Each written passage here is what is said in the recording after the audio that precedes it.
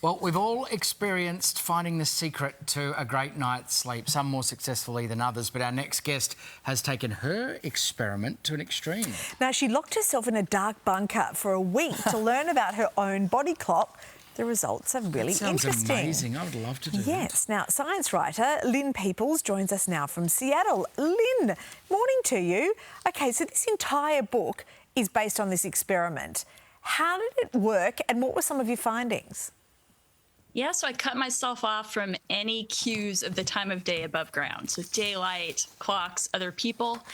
And my inner clocks, which we have throughout our bodies, fell out of sync from the earthly day and from each other. So my heart rate, my temperature, my blood glucose levels, these things I was measuring fell out of sync. And we could see that from the data after. And my sleep patterns fell out of sync. So my body was drifting in different time zones, basically all within me, which made me feel pretty out of sync. I was woozy and moody throughout the 10 days and quite off. Fascinating. So your book's all about emerging science in circadian rhythms.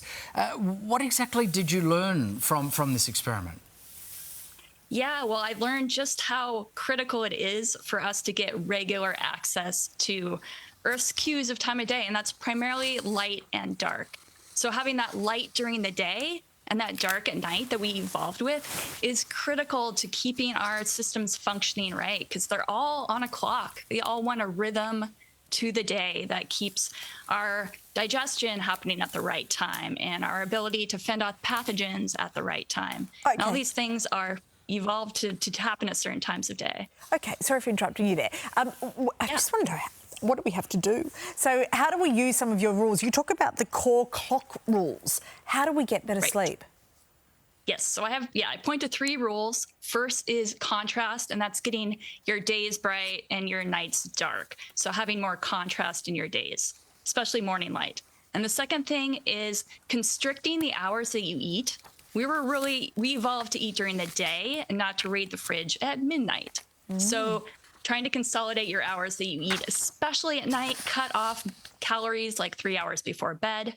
And then consistency. So, sleeping, eating, exercising at the same times every day can really help your inner clocks stay in sync. Something particularly rewarding about a midnight snack, though. I know that I was just going to say, that is, of the chat. you're not meant to pig out at midnight. But we knew that, but we disregard that. This is new. Yes, So it is new to me. So, Lynn, just quickly, Australia starts 6 months of daylight saving. That's actually next weekend. So some states have it, some don't. It can get a bit confusing.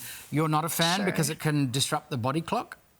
Yeah, you're basically taking that hour of morning light that we need and putting it at the end of the day when our clocks are craving darkness. So you're really doing the opposite of what our circadian rhythms want to keep all these things functioning right. Lynn, what a fascinating thing that you've done. Your experiment is just so interesting and helpful too. We really appreciate your time this morning. Thank you. Thanks for having me.